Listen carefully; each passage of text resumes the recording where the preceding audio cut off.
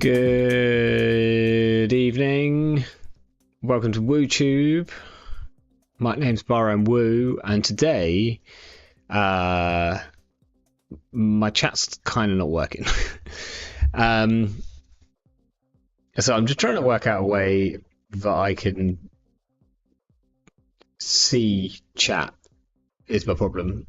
Like, don't know what's up with the usual way that I do it, but it's not liking it. I'm kind of hoping that I can do it via this screen, but I have no idea if this is going to work. So hopefully, I mean, I can see your comments, Zero of Maxima.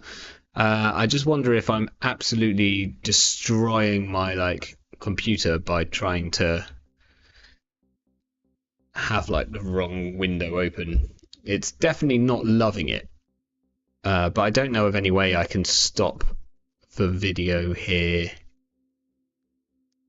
and still see the chat. So I guess I'll just go with it and we'll see what happens. Yeah. Also, children just don't want to go to bed tonight, apparently. So we're starting pretty late. But yeah, if anyone else has issues with Restream chat, specifically, right? I'll tell you what, YouTubers, I might as well complain while I'm here. I don't know, chat's actually kind of important tonight, I think, Phil. So the issue is that I open up the Restream chat program which I use, and it's not anywhere on screen. It's just not there, and it wants me to put in. I can see it if I hover over it in the bar down the bottom. I can see it's there. The computer thinks that the window is there, but the window does not exist anywhere on screen, which does not help for me being able to for instance, type in my password. And, well, I can type in my password, but then I've got to select the sodding, which of these has fire hydrants in it, or that kind of crap. Which is really hard to do when you can't see the screen that you're meant to be selecting stuff on. Not good. That's probably enough moaning for now, right? So I hope and think that this will work as me being able to see chat. I'm going to test it myself. It does seem to work. It's probably something.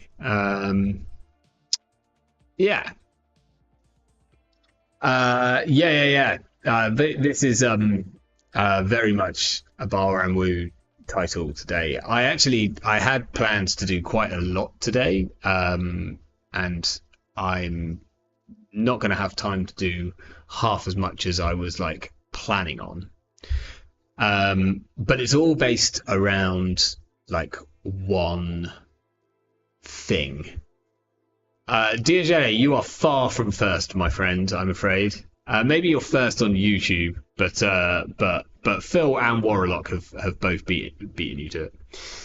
Lucille, please tell me this title means we're doing Reboot Assimilator Julie Earthrise. We are indeed doing Reboot Assimilator Julie Earthrise. Well, we're doing we're doing Reboot Assimilator, Earthrise, all of those things, 100%, and then we're potentially going to build 3 versions, maybe even 4, and kind of see what works, or what we can get to work. We're gonna have to pre-write. I wanted to have time to pre-write a thing. I haven't had time to pre-write a thing to put in the chat against anyone that we're playing against, which obviously says like, hey, I'm going to be doing some nonsense.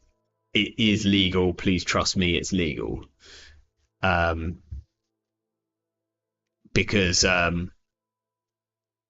it doesn't feel legal, like, or it doesn't feel like it should work.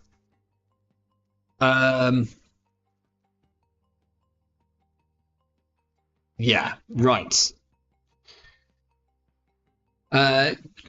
So Lucille, hey, not Yeti, how you doing? Lucille was doing Julie, Hannah, Baslar, and Earthrise, Lobby Orca, nice. So were you must have been doing it in Shaver for all of that, I guess. Yeah, reboot Aesop is definitely something, and if we play it in green, then we'll be playing Aesop. But reboot Aesop is like fine, but we're trying to do something which is a little bit more broken. All in all, right. Before that, I should go to here. Null Signal Games. Isla, yeah, makes sense. I think Isla is where it makes most sense. So, massively leaked on this channel a few weeks back, but there's some quite like some quite exciting thing happening at the moment for those either who like dallying in things which aren't just standard or startup, or are just kind of interested in the nonsense that can happen in the larger world of Netrunner, and that is this. It's the Eternal Super League, the ESL. This is an invitational league which is being run by Warlock and Anarcho Mushroom. To just bring a bit of like presence to Eternal at the moment. It's like quite a good time for it because we're like in a bit of a lull period. Obviously, we have new cards on the horizon, but a little way away. So it's kind of a good time to be going, well, what like nonsense can I do in Eternal? And like there's some real nonsense you can do. Phil and Neil both been playing Eternal. Yeah, like it's actually like really quite hype. And when you, especially if you're a bit of a deck builder or you just think like that was a cool card, what does that work with? All of a sudden you're like, oh, this works with a lot of things. For instance, I spent a lot of Sunday morning building decks which were playing like the Twins and Cloud Eater. So you res the Cloud Eater, they encounter the Cloud Eater, they break the Cloud Eater, they do the Cloud Eater thing, and then they have to do it all again. Just like that kind of shit is fun, like really fun.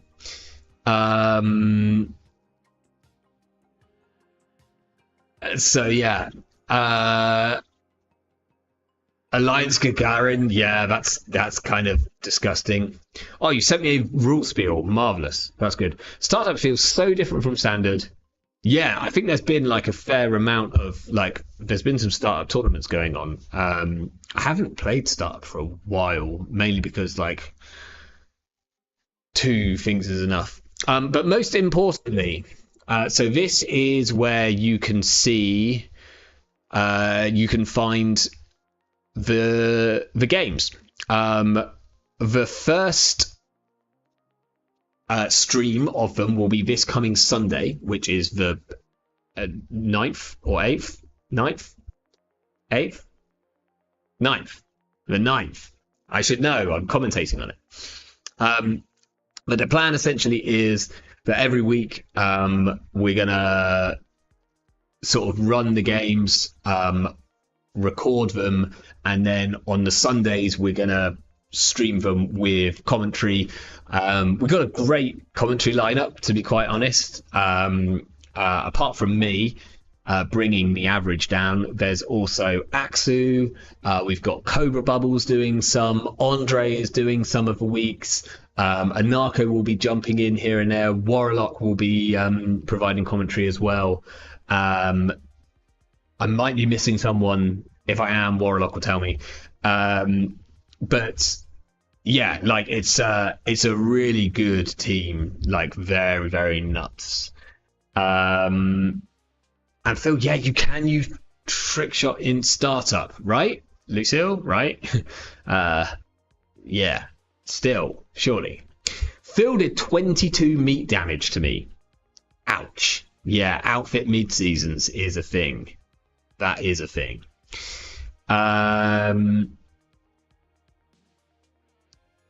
You see, Lucy, you say your Isla deck, which I assume is the like Earthrise one, was like all draw and combo pieces.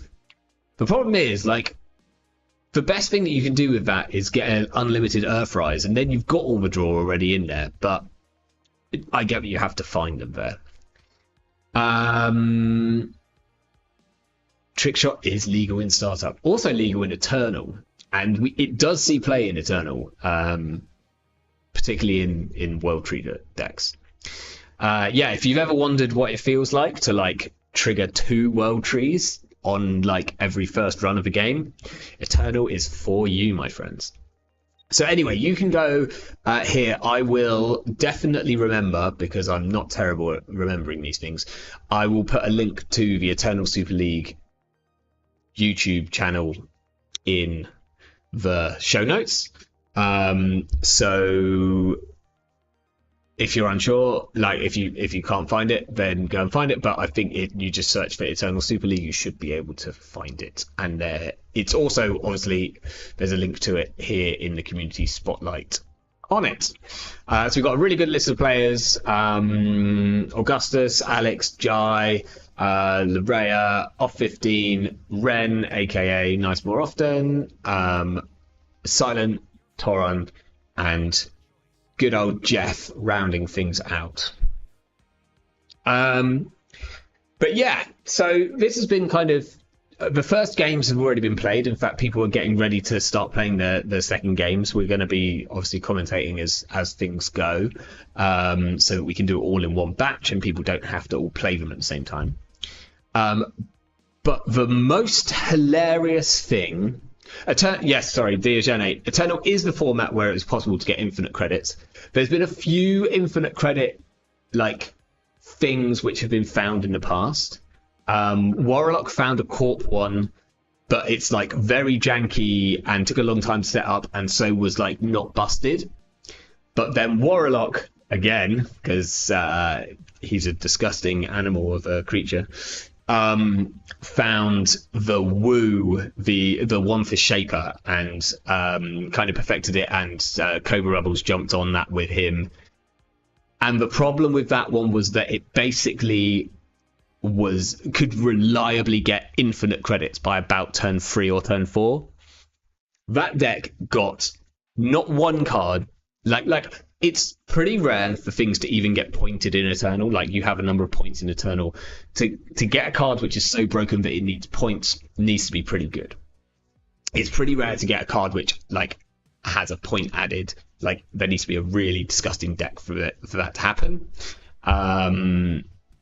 Like the IG deck, which just plays like a completely unbreakable server, was broken enough to give Power Shutdown 1 point, for instance. The Woo Shaper deck didn't get 1, 2, or 3 points for any card. It got cards completely banned. Not just one card, it got 3 cards completely banned from the format, and cards which you just would not ever find anywhere else. Absolutely hilarious. It got all the Davers banned. So the big problem was Sadiajata was this card here. But basically they banned all the Davers just to be safe. So these were icebreakers, which were pretty crap icebreakers. They weren't really used for anything at all. Like occasionally, actually, I played this back in the day, but that's not saying anything. I played it with Panchatantra to give it additional subtypes. But when they changed the like install and to swap rules, you could like infinitely chain the swap of this with a combination of Out of the Ashes. So it costs 2 credits to swap the Sagyadatta with another data. That's important to know. But not Out of the Ashes, sorry, In the Groove. But if you played In the Groove, this card here meant that every time you installed a card that turn, and swapping is installing, you gained a credit. And whenever you swapped it, you did it on top of a Charizard. This gained you a credit. So that's basically credit neutral. So you can install or swap the cards unlimited amount of times without it ever costing you money. And then all you need to have down is a technical writer, like a single one of these, that will then get unlimited credits on it because you can just keep swapping back and forward. This gets unlimited credits, and then you pop it. And then you'd play. Oh, and then also to the other thing that In the Groove does is it draws cards, and so you like it. This card was really what made the deck so consistent and busted, because you'd make unlimited credits using In the Groove, and then you would draw unlimited cards using In the Groove. So once you'd got all the credits you need, you then draw the rest of your deck. And you have everything you need. You have like the worst breaker in the game, but it's because it's incredibly expensive. But it's like a really bad AI breaker, but it also breaks everything, which is Worm. I don't know how to spell Worm. It's like it's I thought it was this, but it's apparently not. It's Worm. So this is a really terrible AI breaker. It costs a lot of money, but if you have infinite money, then you can break anything with this, unless it's like got an anti-AI clause. And then you just want, because unlimited money, you can just win. You just like win. Anyway, that's not what we're doing today, but we are going to try and break the game a little bit. So, the hot topic in the Eternal Super League chat for the last like 2 weeks, it's been popping off. Like the regular chat channel where like the players have been like talking about the games, a little bit of talk, and then there's an off-topic. There's an off-topic channel, and the off-topic channel had a thing come up in it, and basically it's taken over. And that thing is Ren, aka Nice More Often, found something kind of funny and kind of broken, and it's this. So Assimilator is a card which probably most people are somewhat familiar with. If you're not, this is a card which was in the Apex faction. It was often seen in Apex because it was the only way to kind of install, if you like, resources which weren't virtual. Because Apex says that you can't install non-virtual resources. You're not allowed to. You cannot install non-virtual resources.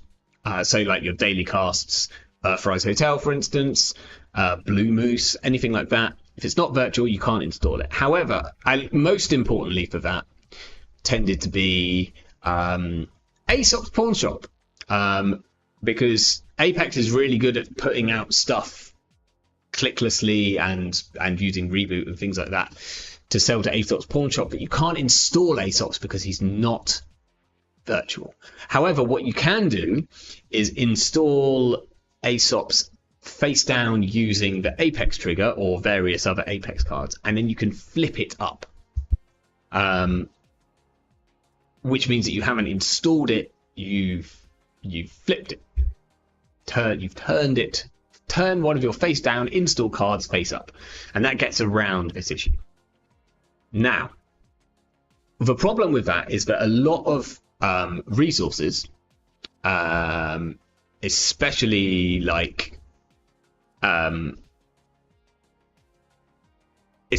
ones which are not virtual, I guess, but kind of anything, and this was almost the biggest issue is you couldn't play things like daily casts. So like Apex was always really poor because like there just wasn't, you didn't have these like resources that you could play to get money. Because what Daily Cast says is when you install this resource, load 8 credits. Now, if you flip that up, it doesn't install it. So it doesn't load with 8 credits. You would have a face-up Daily Cast, but it doesn't do anything. So no good. And this was the case for most things, and you'll note that like Earthrise Hotel, for instance, says when you install this resource, load 3 power counters. If you flip it up, then it doesn't get any power counters. So obviously you won't have power counters to remove to draw cards, right? We'll come to that in a second. Yeah, Bankar, like this was so one of my absolute favorite decks, which I played just before Apex went rotated out, was this deck here. I played various versions of it, but essentially it was a Bankar deck which would flip Bankar up using Assimilator, and then you'd get through ice using Bankar, and instead of taking the damage, you'd use Heartbeat to prevent the damage, so you were getting through ice but not actually taking a bunch of damage from it. This was like a ton of fun. You could also just flip up an Orca and like be like breaking their stuff like pretty cheaply. And it had an Aesops, which again you flip up with a Assimilator. But this whole deck, this was incredibly fun. I really enjoyed this deck. It was like the best Apex had done for a long time. Now, Earthrise Hotel has this rather interesting fact on it. It says, when your turn begins, remove 1 hosted power counter and draw 2 cards. Now, what Ren noticed, or certainly asked rules about, is the fact that this isn't the remove 1 posted power counter and draw 2 cards. They're not linked together, as in it's not a cost. It doesn't say like, it doesn't have it written as a cost. If something's written as a cost in like NSG Netrunner, then it tends to have like bold and then a colon. So if it said like remove 1, or if it had just like 1 hosted power counter, something like that, colon, like draw 2 cards, something along those lines, then that would be a cost. Oh man, Cold Lava, I wish we knew about this tech when Bankar Apex was around, because this would have been like, this would have completely changed a lot about Apex in my mind. So because this isn't a cost, then the fact is that if we can't remove 1 hosted power counter, then it doesn't mean that we don't draw the 2 cards. And this is where it's like really, really nonsense. But if there's no power counters on the Earthrise, then we still draw 2 cards. And really importantly, if there's no power counters on the Earthrise, then it never empties, which means it never trashes. So if you can assimilate an Earthrise Hotel early in the game, you have unlimited Earthrise Hotel for the rest of the game. Yeah, and as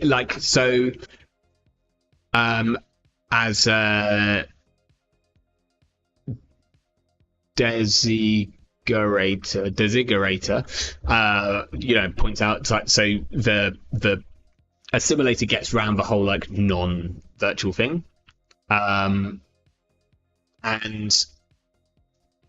or maybe you were saying that to someone else, but it gets around the whole virtual thing because it's being flipped up, and then because this never has power counters, it never loses power counters, it never gets empty, so you never trash it, and you just draw 2 cards at the start of every turn. Simple as that. Hope they don't install a Malia. Pretty sick. On that logic, Diogene says, Earthrise self-trash immediately when it's empty. Yes, but importantly, it never gets emptied. So it's like a weird ruling thing where if something comes in with no counters, it never gets made empty. It's I think Lucille has put the rule thing above, and I lost it. But yeah, there's a specific ruling essentially. So if it's never loaded, it's never emptied, even though it's got nothing on it. Now there's only 2 cards which we can really abuse with this. One is Earthrise Hotel, which feels pretty sick, and the other one is a new one, which is Julie. Because again, this one says load power counters, and when it's empty, trash it. But you don't need, this is remove 1 hosted power counter and gain a click is not like a cost. So we can get unlimited Julie, which is also pretty cool, as long as there's something else we can do with that. This Julie's a little harder to get value from, because you're like, well, what resource are we going to use which costs a click? Well, let me tell you one resource which costs clicks to use. That's this Assimilator. So by doing the Assimilator Julie nonsense, you suddenly get to assimilate things for 1 click instead of 2 clicks, which is really cool, because if you're playing with Assimilator, then you probably want to get some other value off Assimilator. But we can basically, there is 3 interesting. Lucille saying that Julie felt way more useful than Earthrise. That is what probably in Shaper though. You were playing this in Shaper strictly, right? That's which is probably why. Shaper has a lot of very good click resources. Slightly less so in, for instance, Criminal, or potentially in Apex themselves. So we've got some options here. So firstly, people have been brewing Eternal Apex because of this. There's 2 reasons. Firstly, because of this, but also because it turns out that Heartbeat, which is Apex's console, is actually a very good console in Eternal. This deals with a lot of kill decks, and there's a lot of very fast kill decks out there, very efficiently, especially because it doesn't care what type of damage it is. Heartbeat is the only card in the game. No, I'm gonna rephrase this. Heartbeat is the only non-resource card in the game which can just stop any damage. At all. So it stops core damage, it stops it stops core damage, it stops net damage, it stops meat damage. Most other sort of tech, if we look at something like I don't know, No One Home, for instance, this can prevent net damage. It can prevent traces as well, but it's specific to net damage. If you look at something like the Shaper one, that I can't think of. Anyway, we all know how these tech cards work. But Heartbeat can do anything. The only other one that can do anything is what's his face, Guru Devinder. This is the only other. No, this one doesn't even do all of them. I was right then, because this one doesn't do core damage. See, this Guru Devinder can deal with net or meat damage, but can't deal with core damage. So this deals with a lot of kill decks. It can deal with like net damage grinder sort of style decks. It can deal with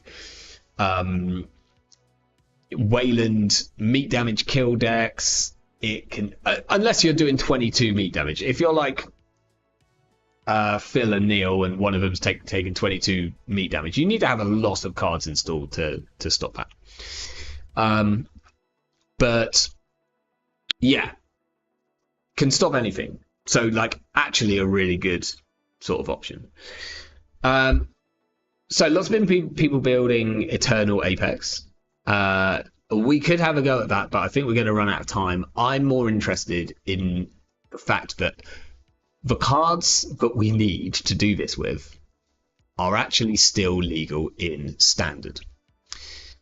So there's 3 factions which I think we can do this in. I think we can do this either in Criminal, because the cards that we need to play, obviously we need to play an Assimilator. This is currently tutorable. We can tutor it in Criminal using Meeting of the Minds. We could also find it with a Gachapon, but that's a little bit trickier, and Anarch is the worst kind of faction for doing this. So we can find Assimilator using Meeting of Minds. The other card that we're going to need is some way of flipping cards upside down, and the only thing that we can do that because Apex is out is to play Reboot. Now both these cards are still legal. So we can do it in Shaper, which is what Lucille's done, which is definitely doable. Like Ayla is probably the best. It also means that we can do things like flip up a Basilar Synthland, and because we're like flipping it up, then we don't take the core damage, and we get 5 clicks every turn. Pretty cool. Or we can do it in Criminal, which means that we get to play Meeting of the Minds. It means that we get to play Julie for influence free. So that's quite cool. And the other faction that we could potentially do it in is Nova. Because if we're playing one Reboot and we're playing one Assimilator, then Nova doesn't care that they're both 5 influence. Now, I think I've already built the Nova version. But I think we should try and build a Crim version. And like it probably makes most sense to be in Ken, because then we have additional influence. I kind of started putting this together the other day, so we shall see. Neil, yeah, you can't flip a red team, unfortunately. But if you want unlimited clickless runs, then you just play a Debbie, and we probably will play a Debbie, especially if we're playing Ken. This is a clickless run if we've got this and a Julie down. So I'm just going to put one in my deck as it's up here. So we should start off with what we want. So we want an Assimilator. We're going to play one Assimilator. We're going to play one Meeting of the Minds, so that we can potentially find it. And then we're going to play 2 copies of Reboot, because we have no way of tutoring this. And then that leaves us 2 influence, which means that we can play Ashen Epilogue, because essentially we want to, like, once we've got our unlimited drawdown, we want to like recycle our deck and do it all again. Or that's what I think anyway. Now, if we're in Criminal, then we might as well play at least one Julie. We might play 2, but we'll see. And then, like, I mean, we could still play, for instance, like Red Team, for instance, because we've got Julie, but we're Ken, so we probably want to play like events as opposed to Red Team. But we might see if there's anything else that we can do. We need a win con, which either we're playing Jatinho or we're just playing like Wake. And I think for right now, because I'm really worried about playing Jatinho with Ash and Epilogue, that feels like scary as hell. So I think we play sort of Wake. And then the other cool thing that we can do with Reboot and Assimilator is we can play Boomerang. So if you're not familiar with this, this is a classic of like old school Apex builds, where if you're an Assimilator Boomerang, then you don't have to choose the ice. So Boomerang, you always think about being like tied to a certain ice, because it says when you install this hardware, choose one installed piece of ice. Use this hardware only during encounters with that ice. And then it says break up to 2 subroutines with a little bin. That's not tied to the first subroutine, to the first part of this card. So you can use this at any point on any ice if you've assimilated it, because you haven't had to choose the ice. You haven't had to tie it to a piece of ice. Depressingly, the one card which doesn't work with Assimilator, or the one card which you want to work but doesn't work, is Femme Fatale. This we would assimilate for like 2 clicks or 1 click instead of paying 9. But this has to be installed to get its bypass ability. So sad times there. Now, the other card that we obviously need to play is like 3 copies of Earthrise, so that we can get this down as fast as we can, because we really, really want to have that. We're also definitely going to play at least 2 class acts, because especially in a deck with Ashen, we want to like filter as much as possible, to the point that we might even play Paragon. But we'll just see. Like, Paragon probably is correct, actually. Like, we'll play Paragon. We can make it run a turn. And then we just want to put in as many good run events as possible. We probably need some breakers, so it's like Kuru, Pira. They're going to be like the bad breakers, unfortunately, but we'll do Kuru, Pira. We'll do Carmen, and don't think I want to play Chivlith.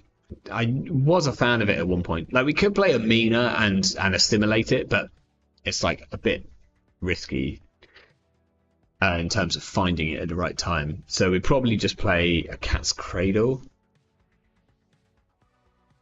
And then let's put in some good run events. So subtype run. Count Siphon, I'm going to play 2. I don't like playing 3. Bravado seems good. Carpe Diem is probably correct. I think I might have my collection set to Eternal right now, so that's probably a problem.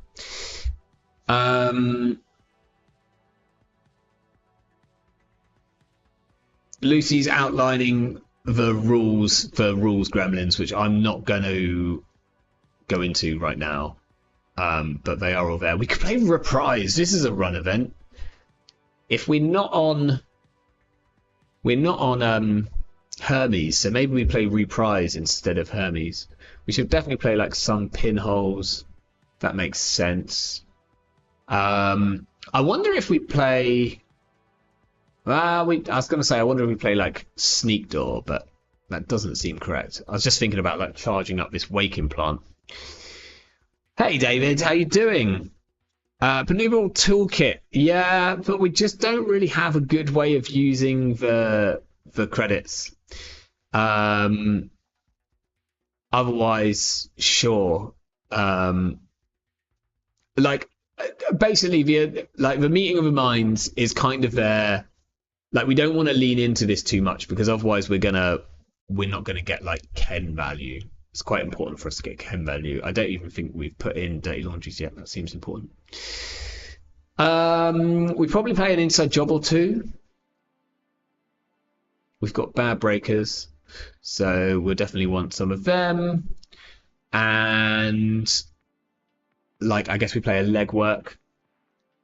And then do we play overclocks? Like, we might play overclocks, being as we're on. Oh, we should probably put in gambles, you know.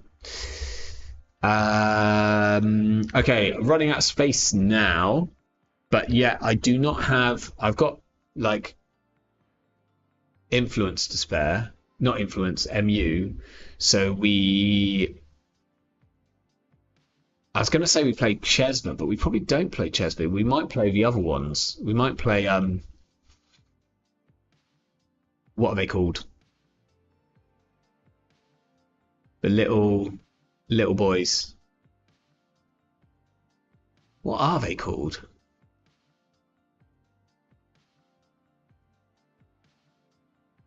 I'm going to put a Chesna in case of bankrolls. I think we play bankrolls. Okay. And then maybe just some. Do you have 5 targets to reboot? We don't, not necessarily, but that's fine. Oh, the other thing actually. Okay, we might play Blue Cleaver. Not Yeti is in chat because we could flip up the other cybernetics, subtype cybernetic. The thing is, I don't want to like rely on this, but like this is draw. The problem is Zenit Tip is draw. If we're drawing 3 cards a turn, is that like too many cards? That's like a lot of cards. Like kind of 4 with Class Act, right? Handweave seems okay. Probably not great. It's only the first time. Like we play Panweave and Zenit Chip if we swap from Kurapira to Blue Cleaver, which not Yeti wants, but I'm not 100% he's going to get it. We might just have to play some no, I don't want to play 3 cards, 4 clicks. 3 cards, 4 clicks. Yeah. Fair. I just feel like we probably want a mutual favor, right? Did we put our cheeky? We didn't. I kind of want to play a reprise.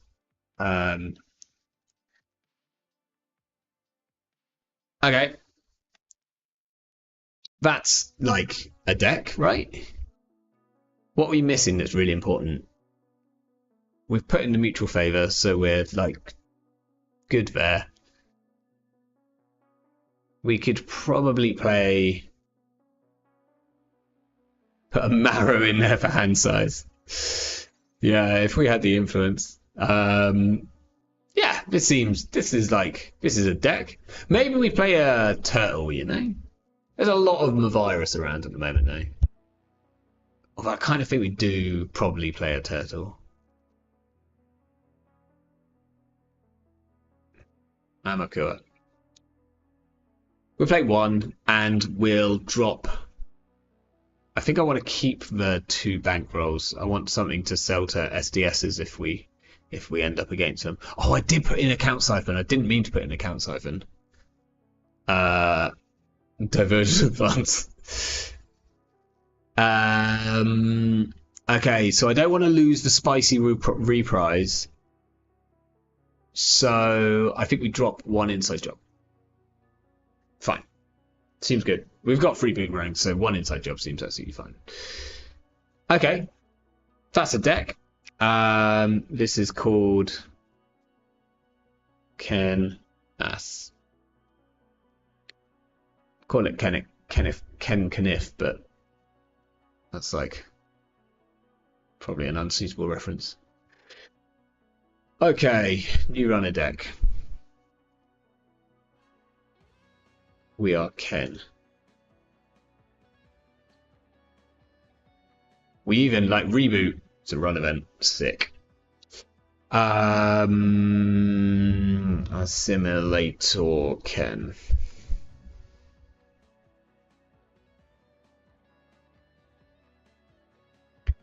Toron, how you doing?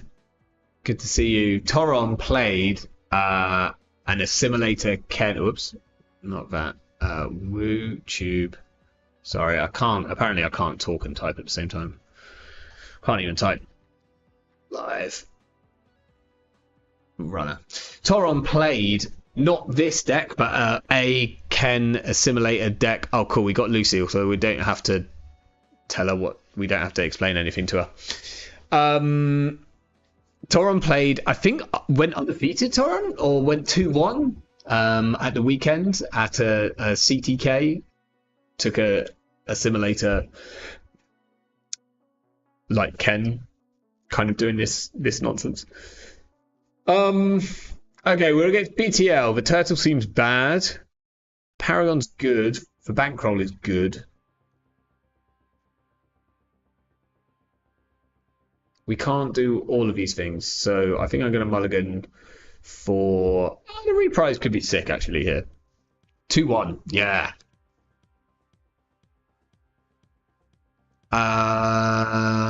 So we could run that.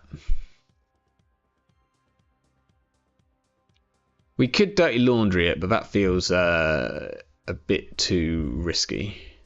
We'll do this in case we get like a sick reprise. Oh crap. That's a problem. Okay, draw. Well, we should have drawn first. Draw. Do we inside job server 1?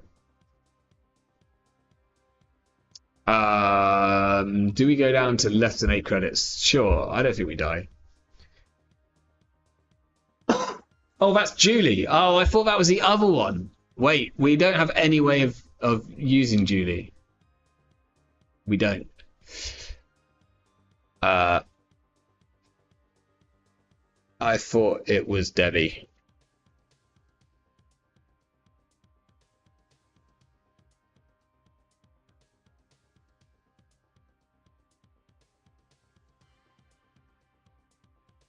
Take a credit and discard instead of installing.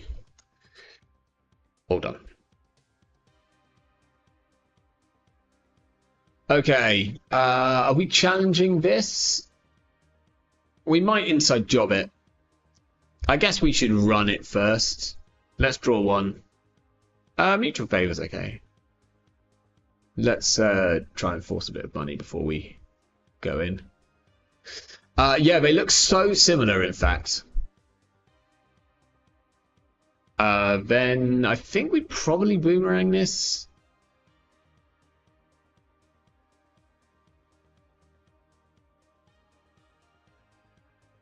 Julie and which do I have to do? This one maybe? They look so similar that someone packed the wrong one. Like they were deck building. I think it was I want to say it was motion blur, but I don't, maybe it wasn't. But basically they net decked a deck which had a Debbie in it and they put a Julie in it. Or the other way around. I think that way around. Just because they saw it and thought it looks like that. I mean, we can go and get this again. I really want to get some value here. Ken value, please. Dirty laundry. Well, there's a reboot. No good to us yet. We probably check server 1. I don't know what we do last click.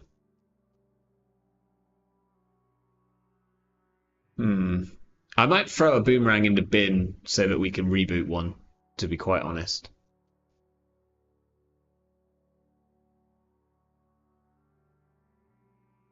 Sure.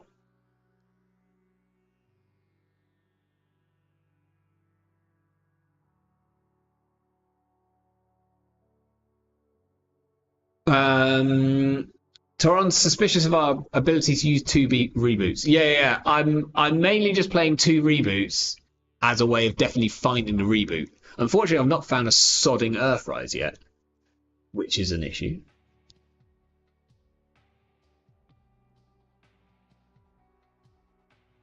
Are you still thinking here? What are you thinking about?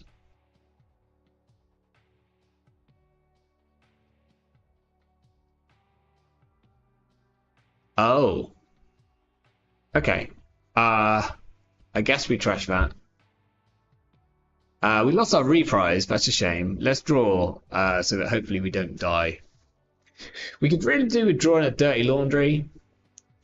It's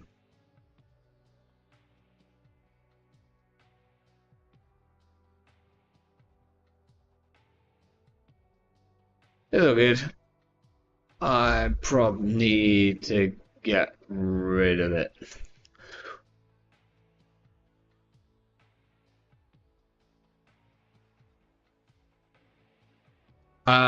Yeah, Blueberry Diesel probably is correct in this. I've whacked in Paragon as additional filter. We're going to really struggle here though because we have not found a single Earthrise. Like we need Earthrise even just to install an Earthrise to start drawing into our stuff.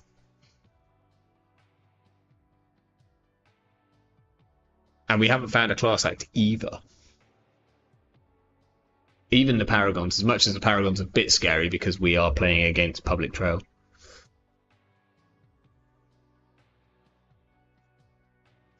Better way, yeah, maybe that is true. Like, the hard filter when you're playing a single Ashen as well does feel like quite good.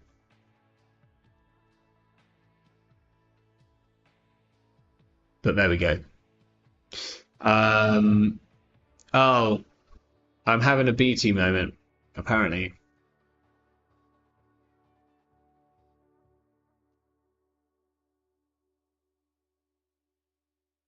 Let's see if things work.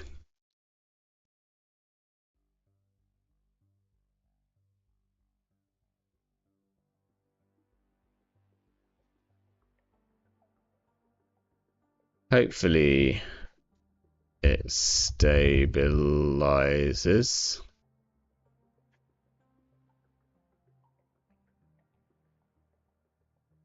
Probably move my camera. Oh, that's a problem. I wish I was on because I can. Okay. We can go and steal that.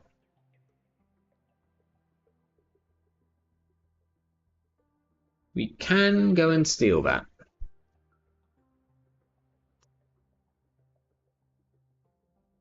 The inside job would have been better now. I think if we go boomerang, go and steal that, we then die because we can't draw enough cards. Unless we draw exactly a class act, we won't have enough money. That's a shame. Well, there's an Earthrise. That's something.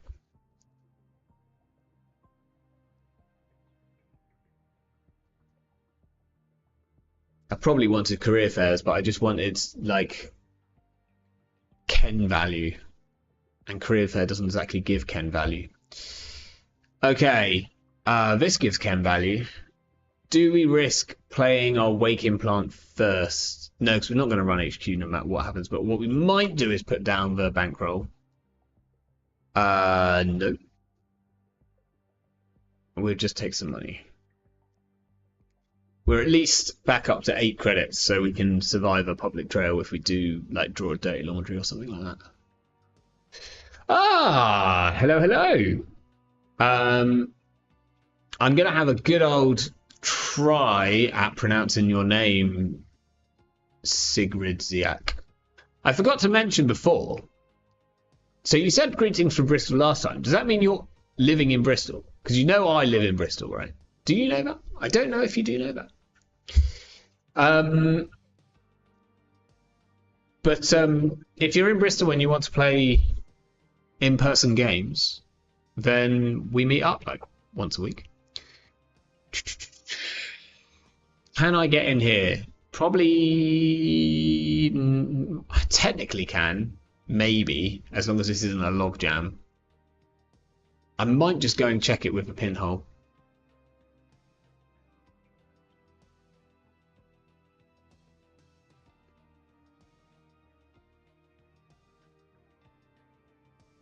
Oh, crap.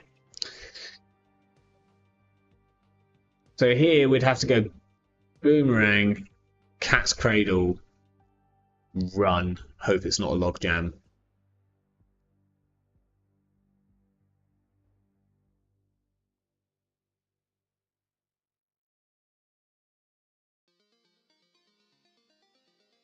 How much does it cost us to get through Horton? 1, 2, 3, 4, at least 4 credits. We can technically get here. 1, 2, run.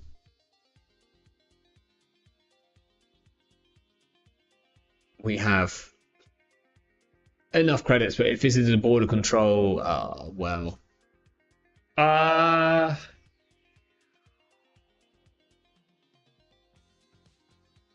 I think we'd probably break this and then jack out. Just to stop the money.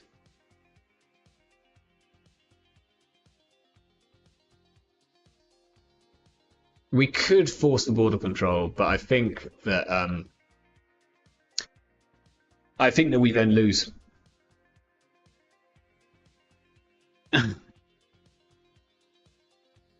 I'm eating, so busy. No worries. No worries at all. Okay, well, we have found stuff far too late. Oh, we can't even play this. That's annoying. So we could go credit, Paragon, Dirty Laundry.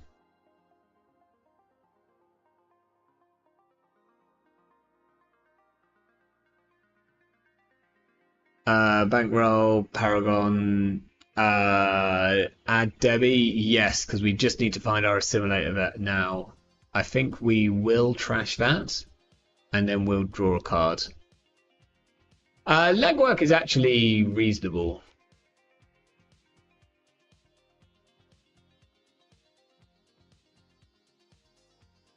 This is not a slower deck, Lucille. Don't be ridiculous. Oh, we lost.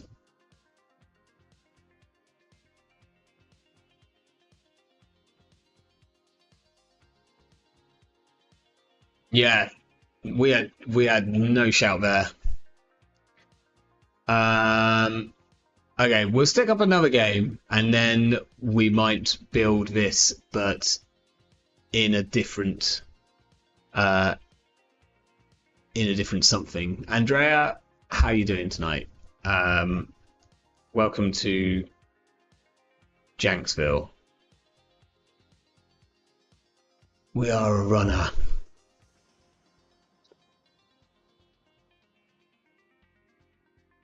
Like, we probably should take on Toron's advice and drop one reboot, put in some more filtering. Thing is, if we drop, yeah, I picked a slower deck, absolute. I'm not having that for a second. The thing is, if we drop a reboot, then we actually could play outside of Ken. We don't necessarily have to play as Ken. Right. Oh, Thunderbolt, interesting. Hey, just FYI, I am playing a very weird interaction. It is 100% legal, but won't seem like it is.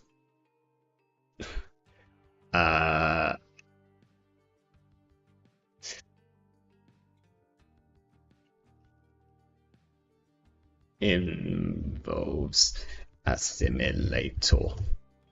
Yeah. This is a decent start. We've got our reboot, so having the second reboot here is gonna hurt us massively. But we've got Dirty Laundry, we've got an Earthrise early, we've got a Mutual Favour really early as well, which means that we can go and find our Carmen, which is really important. We're playing against Grunt. We can play it. I really don't like it 100%. Seems like rules were not intended for it. What's the interaction? So the interaction basically is the fact that if we assimilate an Earthrise hotel, then because there's no counters on it, or it doesn't come in with counters, then it never runs out. It's kind of sick. So we just draw 2 for the rest of the game. we'll put this down so we don't like lose it to random damage. Although if we lose to random damage, if we lose to snare, we lose to snare, I guess. Seamless, that's scary. I wonder if we want to get turtle here. We might just check server 2. Whoa, so what's in here? This must be an agenda. Then if there's a Rashida been put there, seamless in hand, this feels very much like an agenda. So hopefully we draw like the one inside job. I probably need to get down my Carmen before I challenge this. Oh, we drew a boomerang. That's probably good enough. Assuming this isn't Saisentan. We can actually get through Saisentan without dying. Or we could go and get our Carmen first. I don't think we can afford to.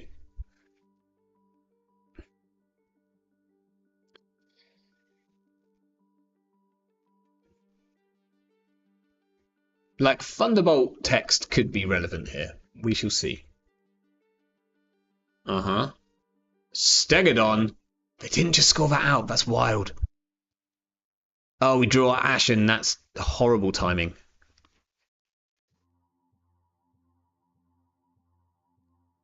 Lucille thinks there's a Basilar plus Julie plus Debbie plus Deep Dive deck. Yeah, the question is whether the Debbie's worth it. Like, there's so many good ways, like especially if you've got Basilar anyway. There's so many good ways of getting clicks in Shaper, which don't require like 3 cards worth, one of which needs to be like rebooted. But I think we probably do deep dive if we're doing Shaper, because like flipping up a Basilar just seems good, you know. Okay, we probably throw our Wake in the bin because we've got a reboot. I'm just gonna go and get my Carmen, I think. Let's draw first for a Dirty Laundry. Stick. And then we'll get Carmen. Just because we're playing against Thunderbolt and I need to respect like some real nonsense ice.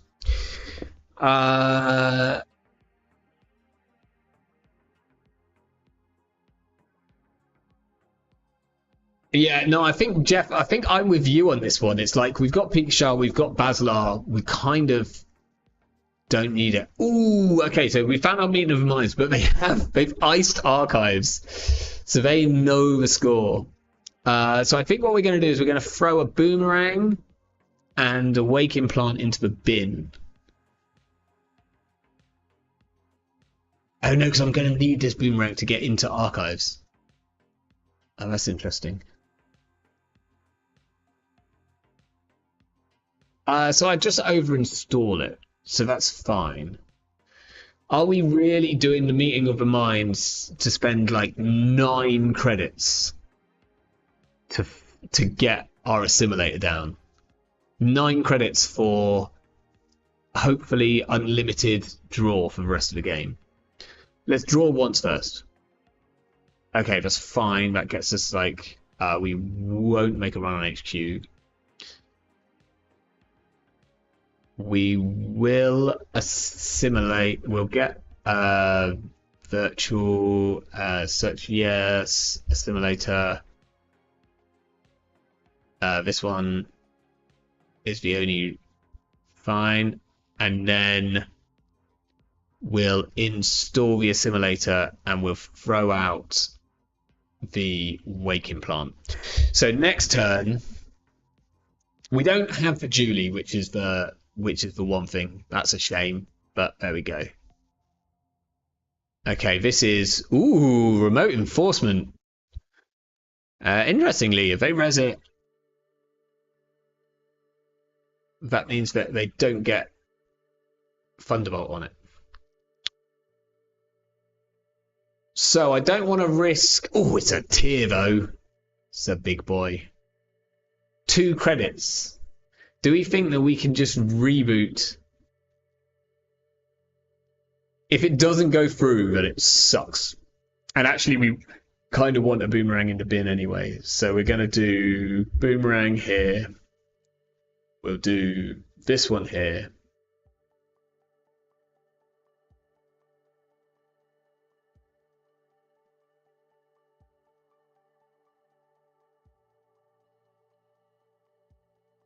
If they res this and it has a Thunderbolt like ability, then I'm gonna trash the boomerang. Oh no, it will already be trashed. Oh, that's a shame. Oh, but that's fine actually. We don't have to shuffle back. Oh, that's sick. So here we're gonna reboot 2 boomerangs, a wake, and a permanent Earthrise. That seems pretty good to me. Oh, but they didn't res, so we can't do the boomerang. But we can do 1 boomerang, so that's fine. 1, 2, 3. We don't want any of those. Done. And then we'll flip the Earthrise. To make this easier. Counter P.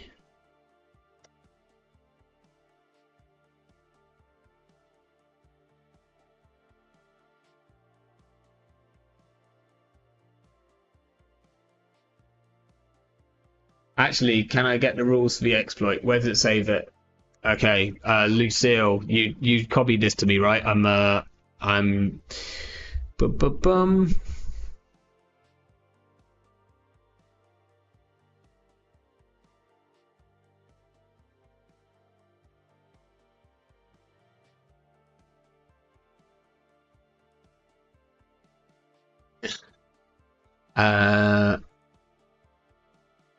Fair play to them though. Like I'd ask.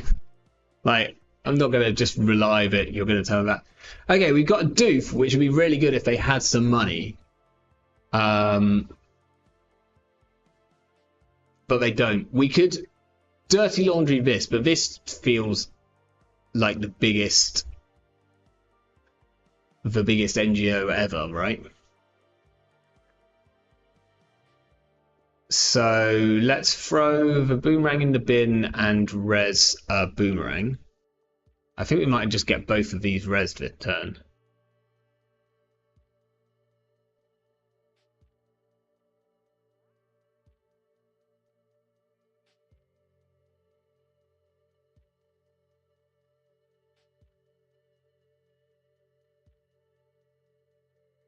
Okay, we do have the NGO, so we can do next turn, which is nice.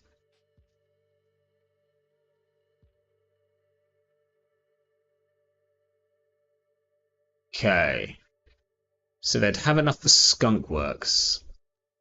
But we go doof then inside job. Seems like fine.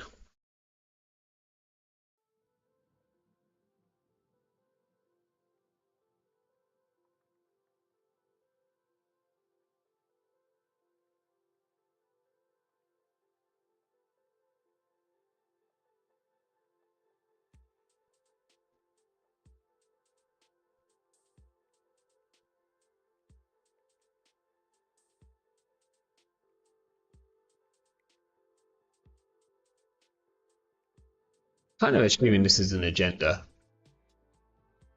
Like, otherwise you just install double advance it, right? If it's just NGO, I would think. I've realised that I've lost my chat window. Wait a second. What's going on here?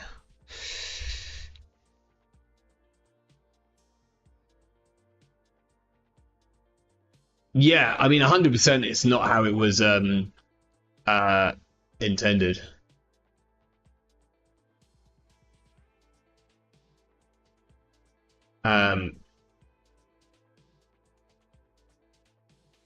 Okay, so here we get to doof, and then we just IJ the server free. We can pay for Skunk Works.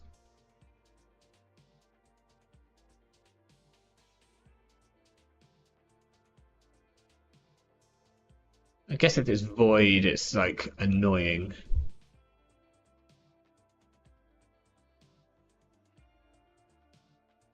What's this?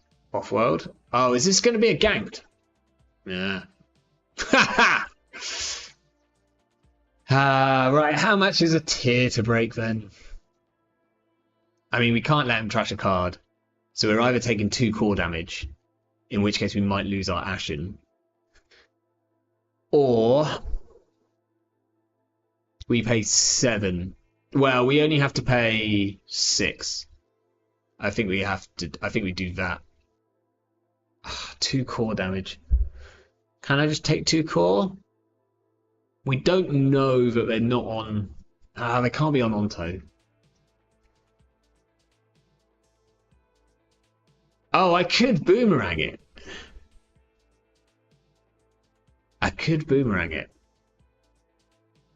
I'm gonna boomerang it.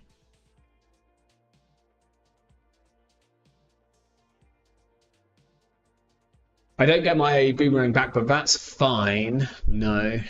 Oh, I technically would get the boomerang back. That's really funny. Because I made a successful run. How funny is that? Ganked is so messed up. That's really hilarious. But I actually kind of want it in the bin because I'm going to draw into another reboot at some point, and at that point,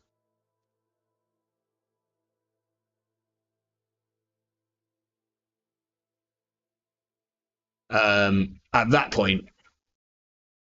want to actually have boomerangs in the bin rather than them in the deck.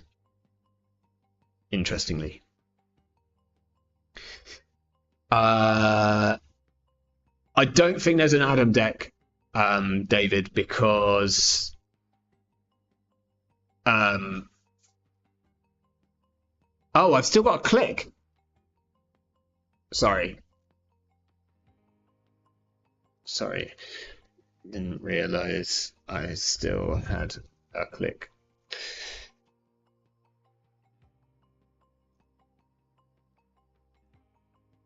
Yeah, I don't think you could do it in Adam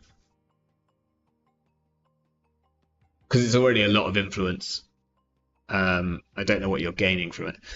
Okay, we can do Paragon and then probably Bravado HQ. Haven't done the maths on this, but we'll find out. At 4, they can't res. They can't res the big horrible one. A bloop. That's what I'm scared about at this sort of credit total. Yeah, and the whole thing is probably too slow for Eternal. Like, although I do want to build, some Eternal because, like, oh, we've got a wave. Because if you're doing Apex in Eternal and you're doing Assimilator anyway, then you can like install a Blue Moose with the Assimilator, which is pretty sick. And then you just get 2 credits, 2 cards at the start of each turn. Yeah, essentially I think I've got a Nova build ready to go, which we might try straight after this, or we try and build the Shaper version. But yeah, like Nova, technically it works fine in Nova. Add an Earthright to the bottom of the stack. Yes, because we do not need them. Drafter, good to know. I'll draw once because we can chuck this in a bit. Okay, that's good for next turn.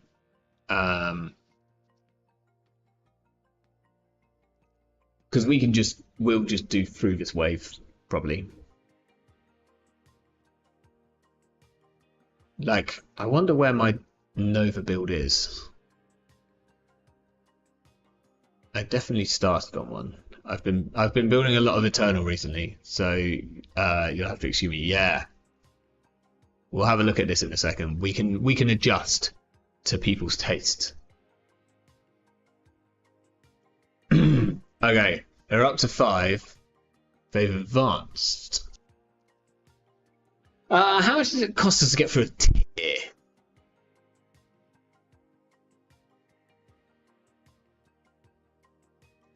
So we could go like bankroll, doof, run the server.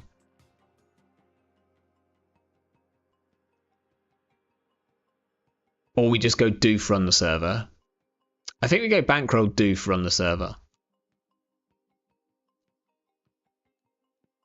This nicely gives them a credit, which means that we rob an extra credit, which is very funny.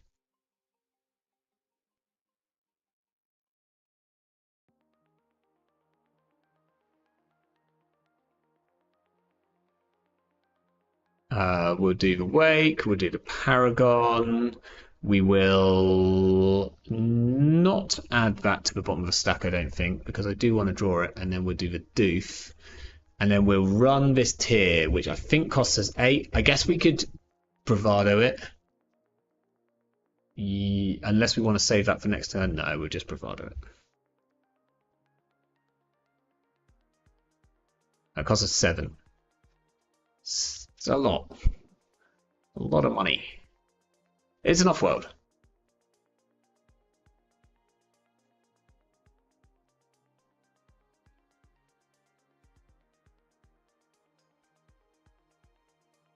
Also, she'd probably get that cat's cradle down to make waves more expensive. Yeah, that's not a bad shout at all. Okay, we've got Julie, which we actually want to throw in the bin. We can probably go and check this with a pinhole, I reckon. Let's install a class act, draw, run R&D. Again, yeah, probably putting the cat's cradle down in case this is a wave makes sense.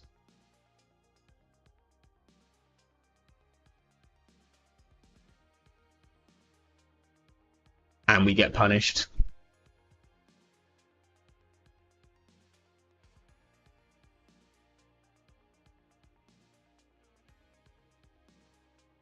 Okay, bloops are online. And there's one in hand.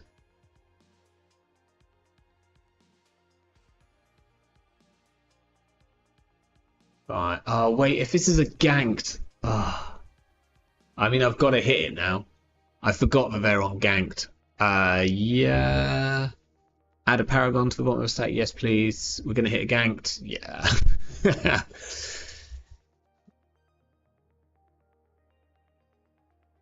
I mean, we'll break this and this. And then we'll just gain a credit. Turtle's pretty good. Chester's pretty good. All of this is pretty good. We're going to have a lot of cards in hand next turn. So here we probably do like Chesva. Okay, I want to actually have the class act in hand. I'm just going to throw it. I'm going to have more cards than I can install here, so I want some stuff to throw out. I guess I'm going to throw out this boomerang. I'm going to throw out the Julie.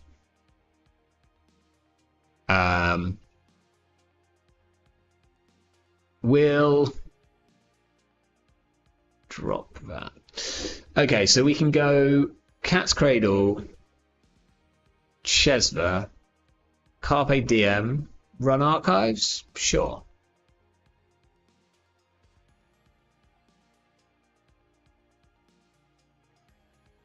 Like, we get a bankroll credit for it. Paragon, we get Paragon. No. I'd quite like to draw that. And then we're going to throw out the boomerang. We're going to throw out the Julie. And we're going to throw out the class act, so we'll just take a credit. So Julie, boomerang, class act. They get a Rashida. We probably dig R&D next time, right? We probably are going to win the game before we actually reboot again, but, like, you know, I want to be ready to do it. We built the whole deck around it, so if we get to do it twice, then that's additionally cool. Nicely. Okay, so these are all good cards. We probably do that. I think we can just put the turtle down and reboot.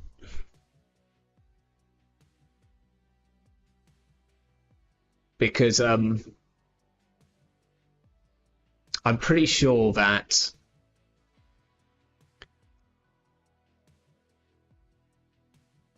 if it's like if it was a whatchamacallit, the barrier, we can get through it with turtle, right?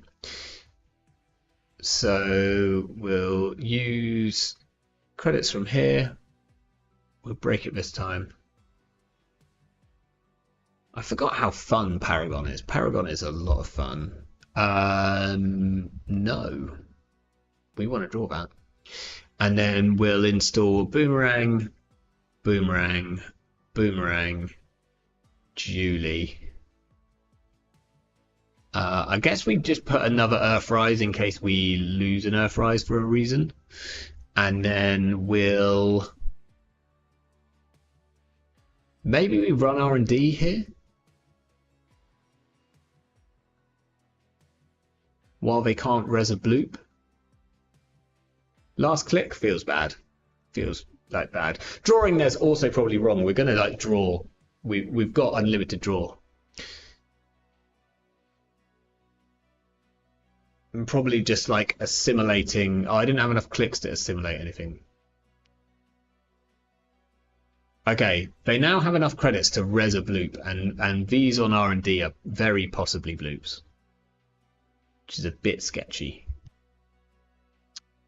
We could go and check this one on server 1. Okay, Kurapira seems good. The reprise is unneeded.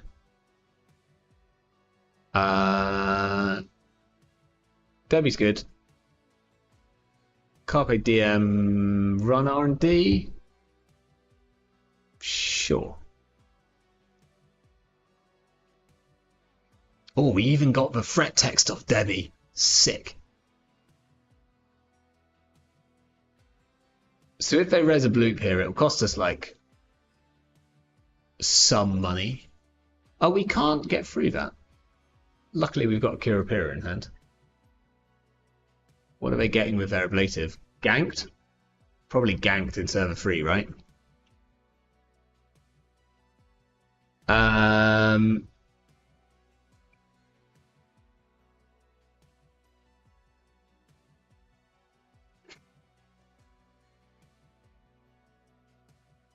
We'll let that fire, and then we probably just run archives. We could run server 1. Maybe we do Kurapira run server 1. No, we want to use these shares for credits, kind of. Let's just go archives. This we like get in here for free because of Chesver, Paragon, all of that nonsense. Yes. And then we could go back, but we'll just draw. Again, we probably shouldn't. We probably should have flipped a Boomerang this turn. Or we should have flipped the Julie at least. Okay. We should just be sensible and try and win now. So we'll try and win, and then if not, then we'll flip the Julie.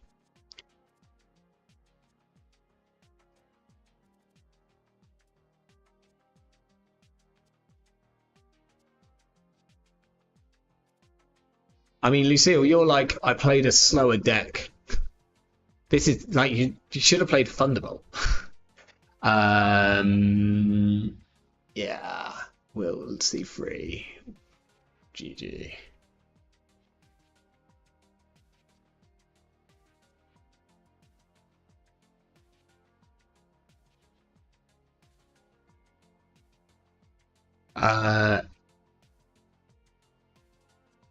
It is not intended. However, it is cleared with rules team.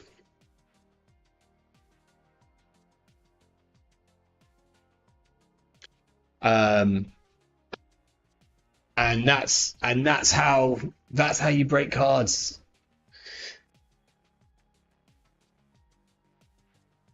Like, ironically, Spowaz,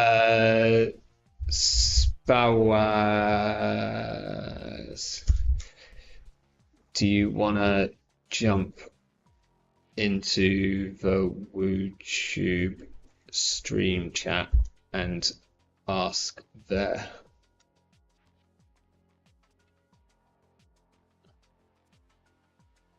Because I'm going to leave this game. Glad to know this is combo Thunderbolt here, yeah. Basically, when I install Boomerang and Corp Trash range Boomerang, when I install Boomerang and Corp Trash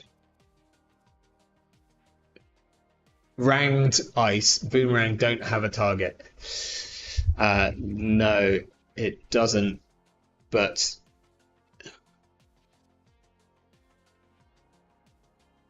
I'll let Lucille can answer that, because I should move on. Right. Yeah, Apex. So Apex, this is my thought for Apex in Eternal. And the problem with Apex in Eternal is two things. One, it's breakers, and two is win con, right? How are we winning? And I kind of do think that there might be a Jatinho Apex deck out there, because like that's a win con which Apex can install, and can like win without having to find agendas and all of that, but it's probably like pretty slow. But if we were going to play Apex right here, right now, then we could play like Assimilator, Earthrise, Blue Moose,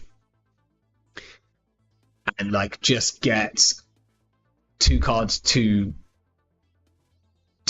credits at the start of every turn. Seems like pretty good, right? Have I just done that in a window which no one else can see? I have. Okay, so let me stop being an idiot and drag this into the right window. This is so confusing not having my chat as it normally is. So apologies. Like, I don't know what is up with Restream chat, but it just did not want to work. Why won't you move? This one? Okay, can people see that now? Yeah, I think so. But yeah, this is like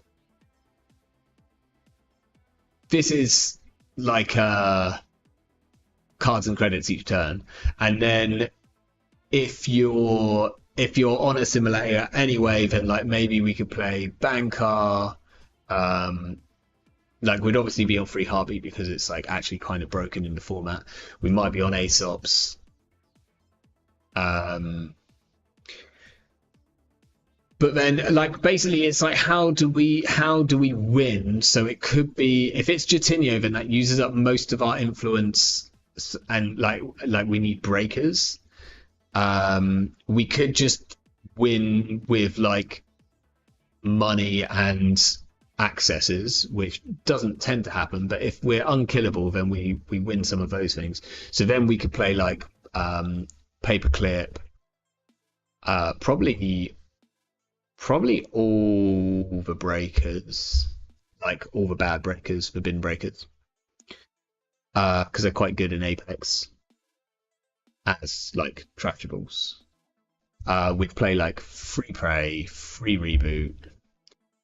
We'd play like one cheeky apocalypse, just because like sometimes it just wins you games, even if you've got like a rig set up. And then we either play turning wheel or we play like medium. Like, this charges pretty slowly, but would get there eventually. It would get there eventually. I think in Eternal being unkillable is a win con. Yeah. It's totally true.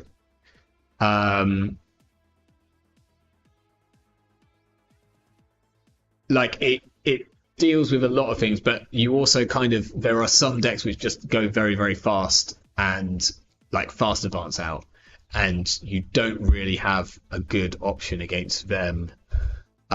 This is a card which you could assimilate technically. Not a good one though.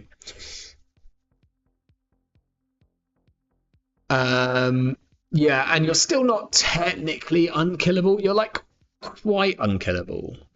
I guess here we'd probably play something cool like Orca that we could assimilate. Is there any other like really nonsensely big things to install which aren't consoles? Like obviously we've got our best console. Like what are the most expensive programs in the game? And why won't it show me them? What about these like awful breakers? They're free influence. Like the other thing is like influence. You need something which is not huge influence. But like Orca, like maybe it's like Orca plus. What's the kit breaker? Lobby.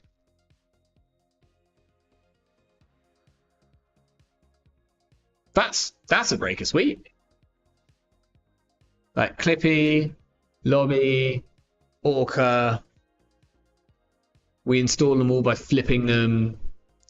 We obviously play Julie. Monolith. No, we can't do Monolith because we want to be on Heartbeat. We probably play like 2 Julie. And then like the rest of this is we still have 9 influence. So that would need to be Wincon. If we took the turning wheels out and we took 1 Julie out, we can play Jatinho here. That's funny. That's very funny.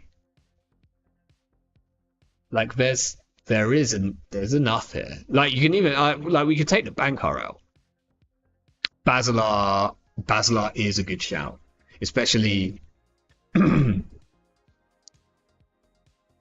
I really like Bankar, but finding a single Bankar is like not going to happen, is it? So maybe it would be more like this, 2 of these, 2 of these, 3 Jatinhos. This means that we can't play Gachapon, which is like one of my favorite things in terms of finding stuff. We've got exactly 5 influence.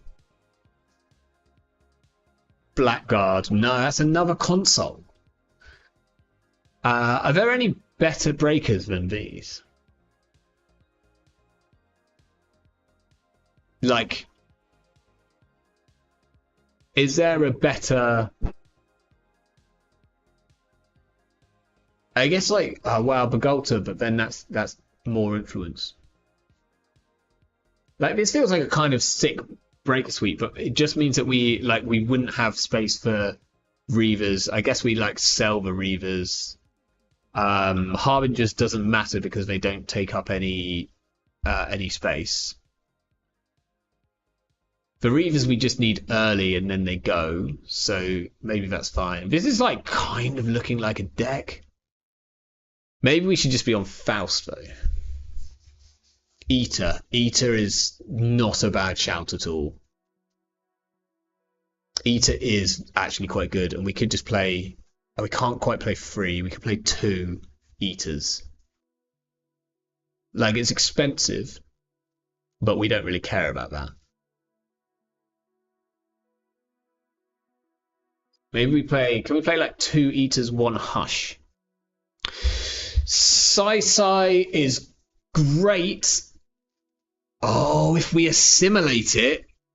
Oh, Cephalopod, you disgusting person.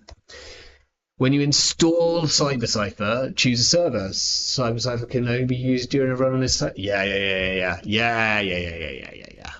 This is like. This is this, but better, right? Essentially. It's free influence though, so suddenly we have influence problems. Lobesame is like crazy because of how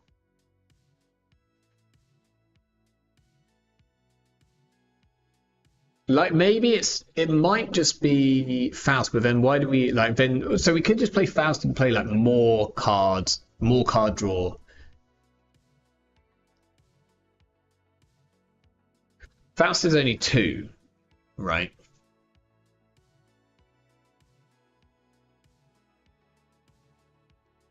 So we could play 2 Faust.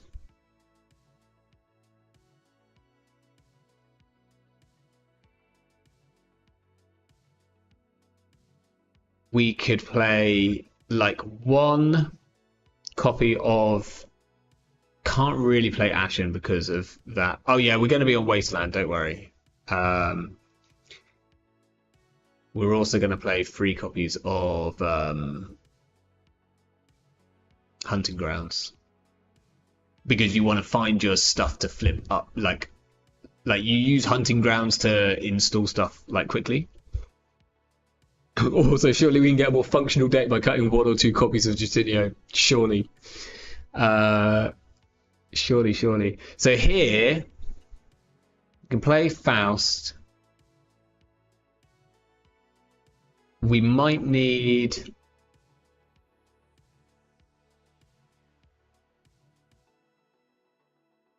We might need something like Levy.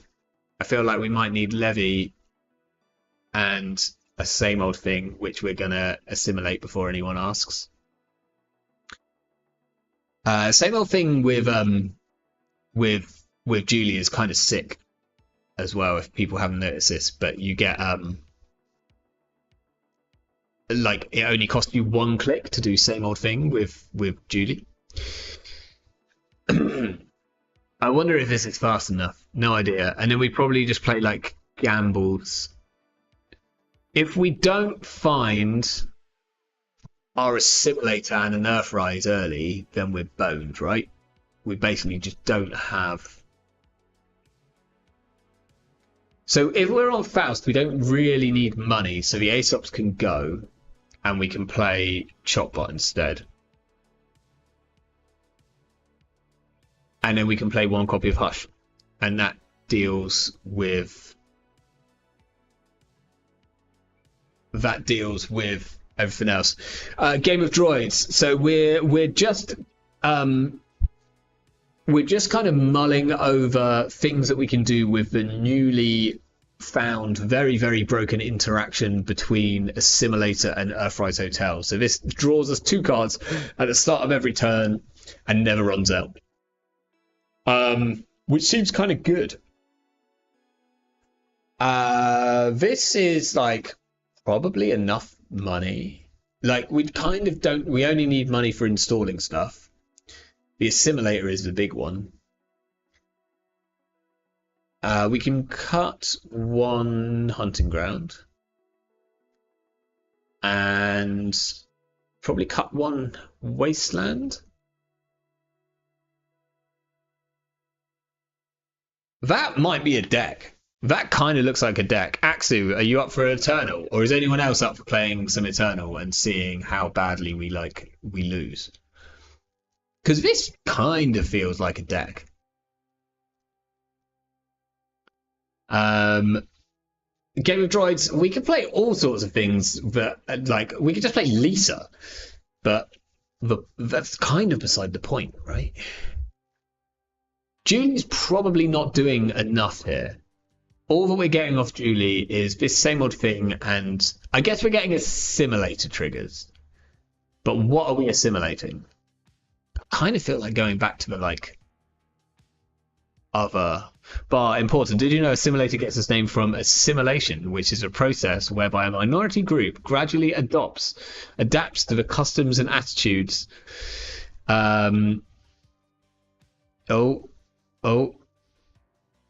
of the prevailing culture and customs. Jeff, I wouldn't be up for you playing. I wouldn't be up for you playing CI, but if you wanted to play Ob, like kill Ob into this, then that could be fine. That could be interesting. I kind of feel like the Julies aren't doing enough here, so we might just put in something else in that slot.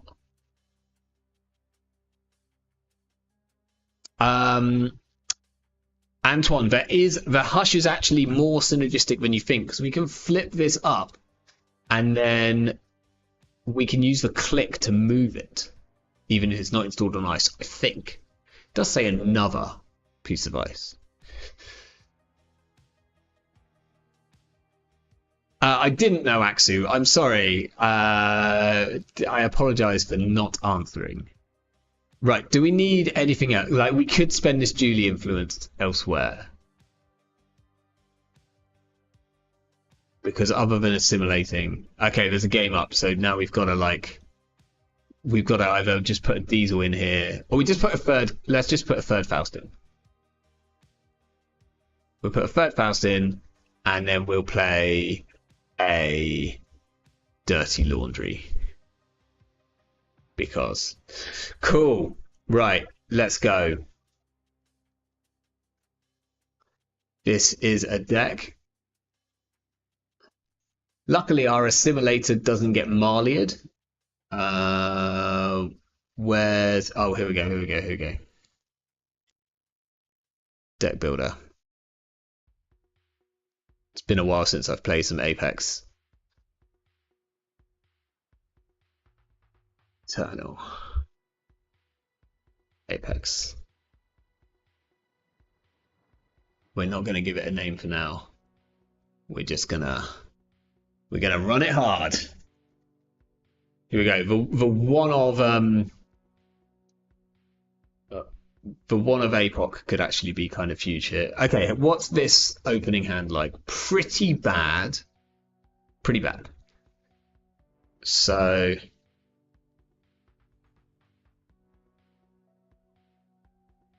Okay, we've got our assimilator, we've got a reboot, we've got one copy of Jutinho. Did I put Sure Gambles in? Please tell me I put Sure Gambles in. Thank goodness for that. Okay. No siphon one time. Would be sick, wouldn't it? So we could land a knife. I think we...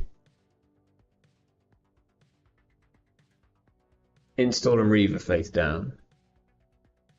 Interestingly, Assimilator is not like you can have two of these on the go. I don't know why you'd want to. Let's put this. We'll draw for a chop bot. We'll draw for a chop bot.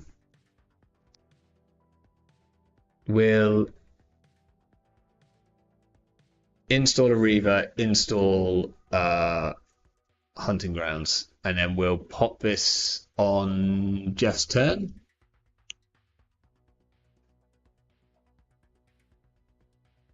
Okay, Jeff has a Secret of Rashida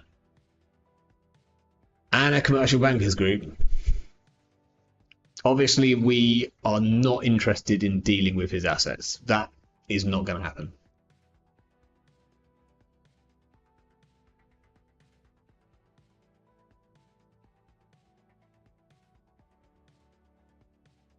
Probably putting these down was incorrect, because I need to install the assimilator to get anything going here at all. So finding a chop bot was probably more important. Terrifying. Very terrifying. Oh, we drew a gamble, just one too late. Right, there's our one Dirty Laundry. We've got Harbinger. Right, we have an Earthrise face down. Here we have to click for credits, depressingly. We're not going to install anything face down. No. So that we don't technically die this turn. Hooray! We can't be doing that in Eternal. Not going to lie. We probably need to be on Peace. I think I should be on Peace in our time.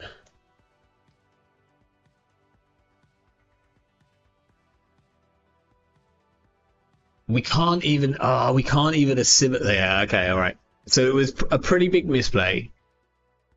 Now, the more I think about it, the more I realise, because next turn I have to go gamble Assimilator, and then I can't even click the Assimilator. Okay, well, at least Jeff's resin is Malian now. Oh, we're already dead.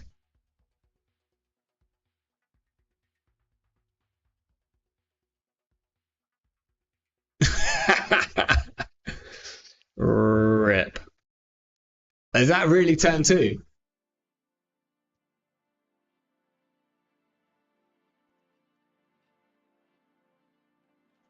You did say it would be fast. Uh, Technically turn three, I guess. Yeah. Well, we didn't find a heartbeat. We didn't find anything.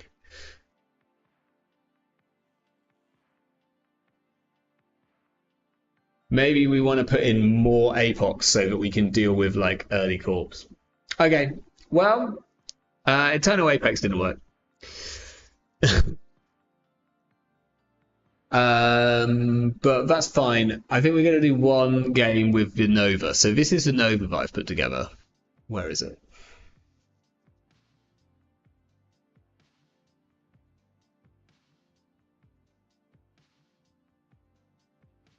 Eternal went brr in a big way. Right. This is the Nova. Somewhere here, I guess. Right. Boom. Tell me if anything needs changing. I've gone for like a somewhat classic agenda suite. I think I've gone for a. I feel like I'm going to be able to reboot this Orca, but that's probably not going to happen. So I think that might need to change to something else. I might change that now, but let's just copy it over to start with. Yeah.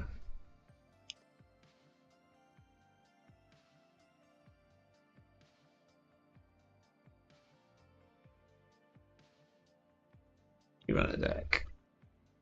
Noble. That's a second turn free kill in a row. Wow. Yeah, Jeff, I think I should probably just put in free APOC. Like, even if it's just so that you can slow, like, you can just, I could have landed an APOC like turn two or something there, which might have helped, maybe. Installing the stuff turn one was like a big mistake. I forgot that I needed the money to install the investigator. Right, let's not like rest our whims on being able to flip up an Orca. That seems way too unlikely. Okay, I can't remember what I've put in here, but I've got all the good cards. There's only one Earthrise, which is important, but we do have an Ashen. We might play one Blueberry Diesel based on Taron's like recommendation. I'm not quite sure what we cut.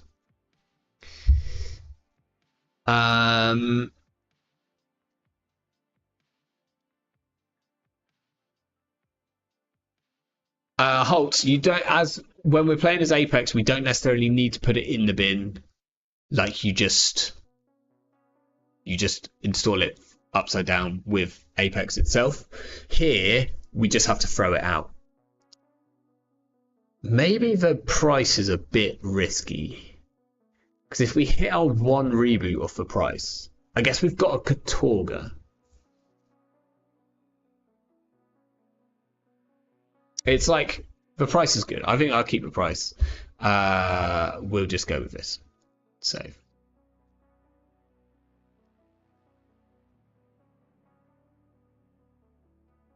Right, this time I'm going to remember to tell my opponent before I actually start the game that I'm playing some absolute nonsense.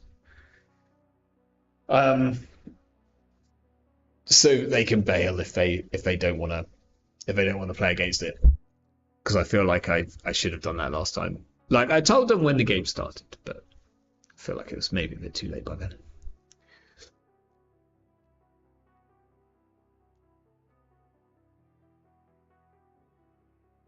Okay. Apex with one credit. How nostalgic. Yeah, I've been there many times. I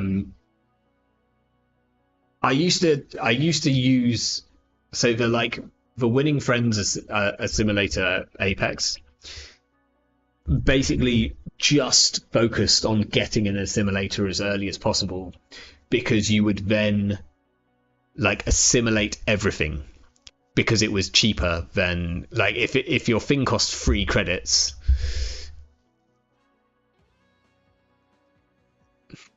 This seems like a good start. If your thing costs 3 credits, then you might as well assimilate it for 2 clicks rather than like clicking for 2 credits and installing it. You're technically like, even if it's 2 credits, you're technically 1 click better off. If you've got to click for credits anyway to afford to install the shit. Didn't see a lot when you selected a deck, but I get the idea.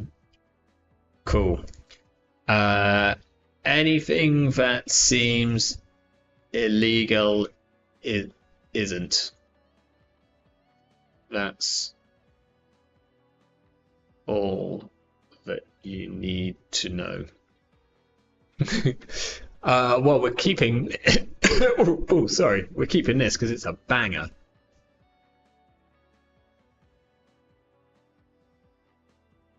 There's a slight chance that we don't play the creative this turn. Okay, so this is like Shooting the Moon PD, which is going to be very fast. No problem. The Gachapon's going to be interesting because if it hits. Let's do the Gachapon first. Yeah, so that's a big old whiff. And now we've got to take 3 of these cards completely out of the game. Oh, well, we need the Authorized Cartel because that's part of our thing. I think we keep the Doof. I don't know.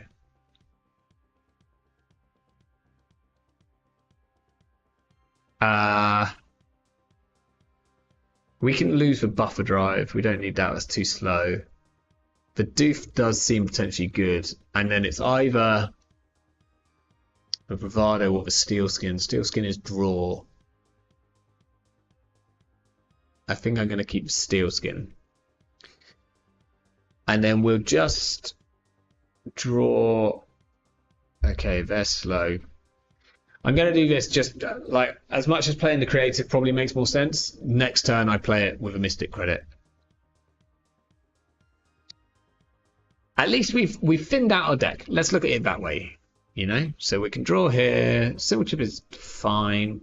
Okay, that's good. Do we want to install it?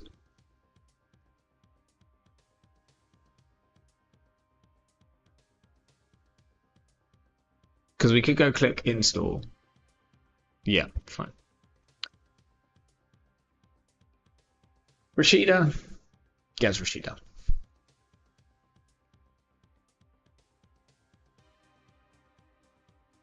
Probably going down to 0 is like a bit suspicious here.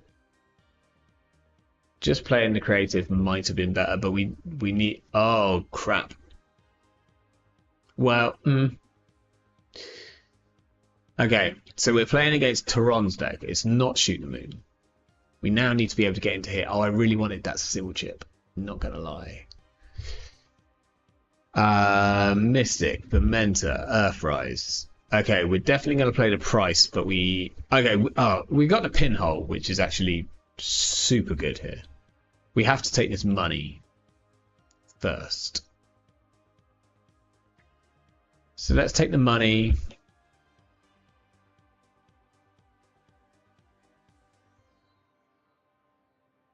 We'll Pinhole.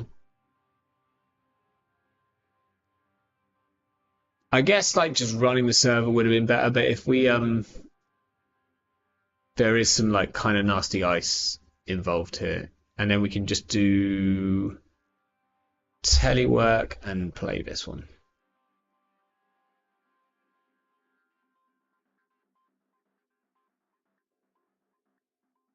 Okay. Scary.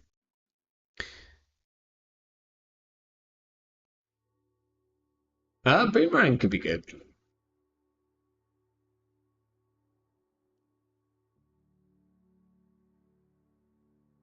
So we could go Boomerang on inside run.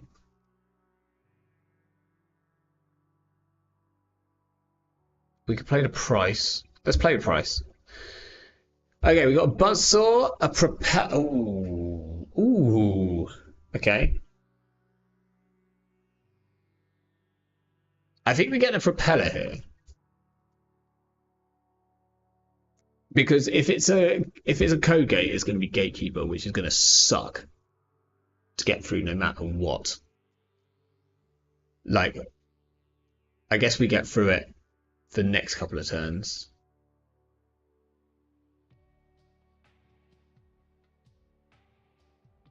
Although if we're putting down a propeller, we're not getting great price value here.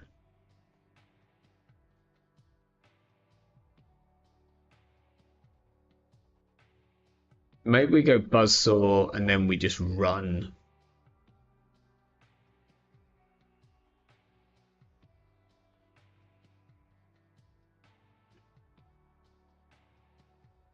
I think we do get the buzzsaw and we just try and force some gatekeeper reses. So here we could run, or we could install the boomerang first, or we could take some money first. I'm just going to run. I think probably getting a propeller was more correct. Because we're more likely to have to deal with tattoo bowlers. Well, that was somewhat expected. We lost our Keiko. That is our only console. And here we probably needed more money. So that'll fire. Now Tron's not on any tag punishment.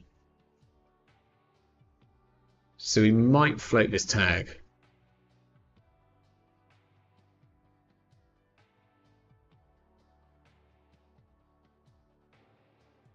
I'm going to take a bit of money. Oh, that's annoying. Yeah. It's a big YDL. Back from nothing. At least we can get in here. So Holtz might trash stuff.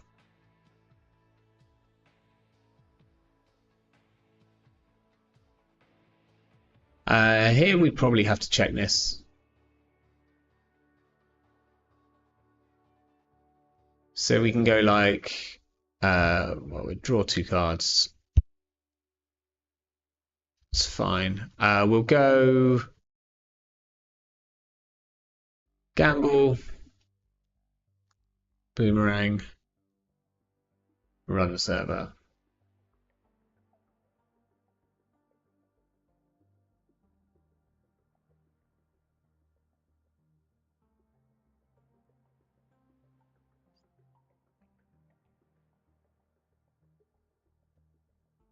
Kill the Rashida. And then we either clear a tag or we just draw. I think we just draw. Oh, crap. We don't need a turbine here. I should go back and try to retool my max deck. Or just play Andy to fulfill. Yeah, I mean, Max is fun. Max is a lot of fun. Like, especially now, like with Steel Skin and Strike Fund and everything like that, procking off Max. It's kind of crazy. Okay, we can Torga if we want to. We need to find out reboot. Let's draw with Steel Skin. I've got to remember we've got like Jackal hand size. Okay, we can like do this, and remove the tag. Oh, hand size. I guess we throw out Meeting with Minds. At the moment we got Katorga, so we can bring it back if we really need it. But we need to find a reboot first anyway. We can nearly deal with this server. We can technically get through. We'll take a core damage doing it. Okay, actually not fine, because now Holtz is on 17 credits. Right, that's diesel. Echelon's really good for us.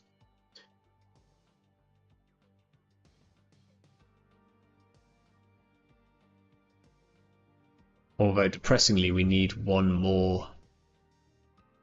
Let's do this.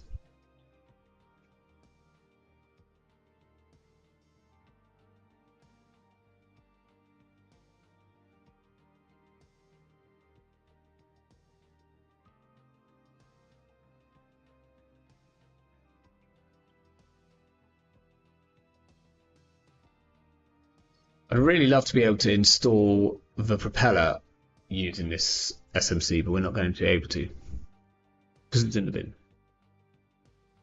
We could Katorga for it.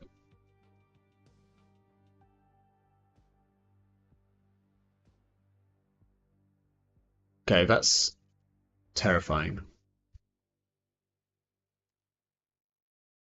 So we got to assume it's, well, we know this inner ice actually is gatekeeper, so we're going to have to boomerang that.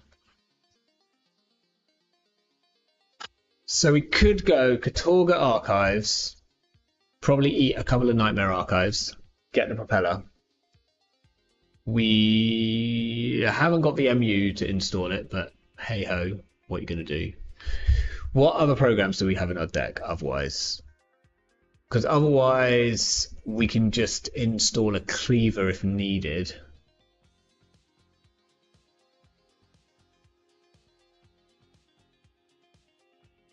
Hmm.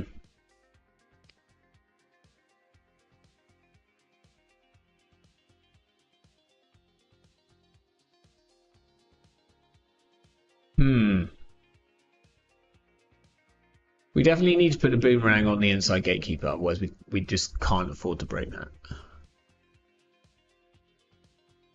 The rest should be okay.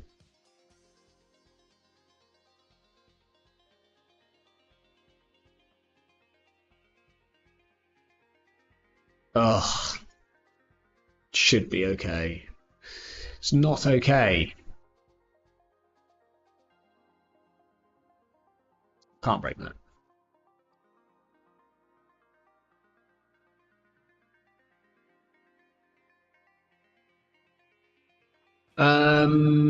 Yeah, Katorga is any server, and I think we might need to use it before we lose it. But let's draw. That could have been good. So we could Katorga here for just like, I don't know, steel skin or something. Try and draw into some stuff.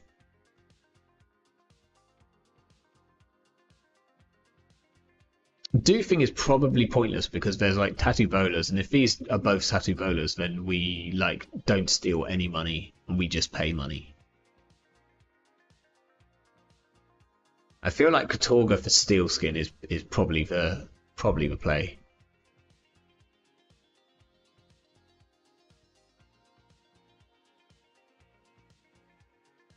Because I think we're likely to take a core damage this turn. Hulks will probably score out here, Resinger. Yeah, this one. Oh, he didn't hit a steel skin. Gosh. Oh, even like gets a YDL and has enough clicks to do it. That's disgusting. We're now on 3 core damage. We lost our doof. Didn't hit the steel skin, which sucks. Okay, we've got a reboot. That's something.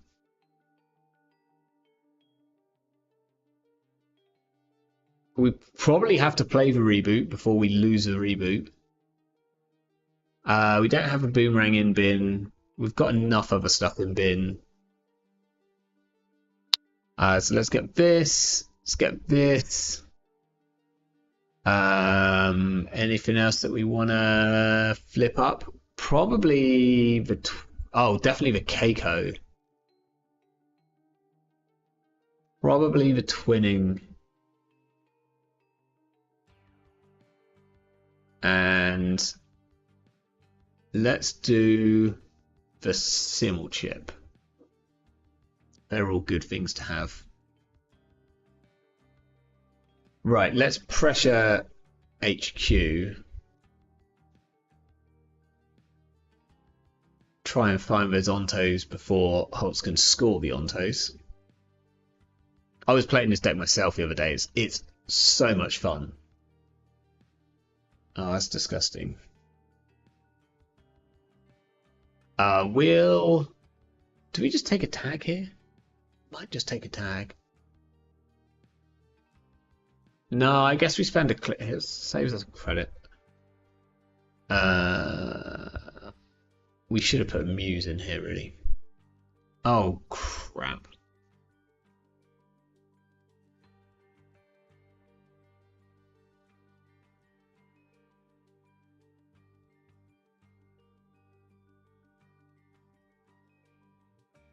That was more expensive than I was hoping for. If this is Gatekeeper, we're like really buggered. Holtz has put a Managarm in here. Ugh. We'll get rid of the artist. It's very slow.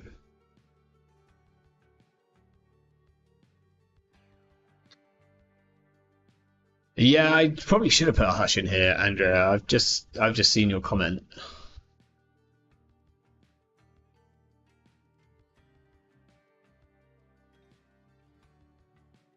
Yep.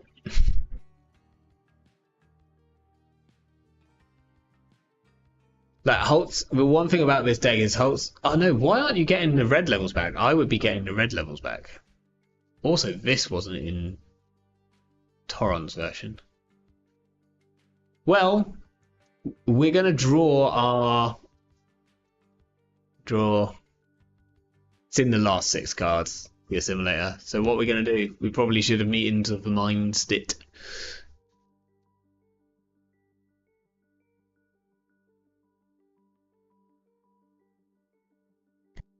We run R&D, they'll res a Gatekeeper, we lose.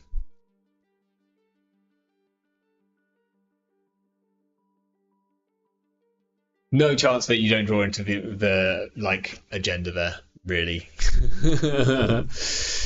All good. Cool. So there's a broken thing. And it breaks the game, but it doesn't break it in it doesn't break it. It's not good.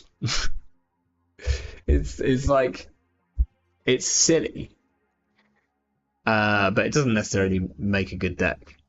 Like drawing 2 cards a turn for the rest of the game is great if it happens from turn 1.